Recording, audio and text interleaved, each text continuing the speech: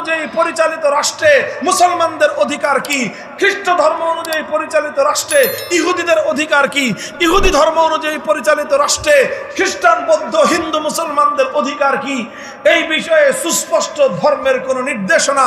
ধর্মের কোনো গাইডলাইন হাজার বছর পার হয়ে যাবে, কোনো একটা ধর্মাবলম্বীদের পক্ষ থেকে আমাদের এই প্রশ্নের এই চ্যালেঞ্জ গ্রহণ করবার মতো বাপের বেটা জন্ম হয় নাই, কিয়ামত পর্যন্ত জন্ম হবে না। আমাদেরকে যদি জিজ্ঞাসা করো, মুসলমানদেরকে যদি জিজ্ঞাসা করো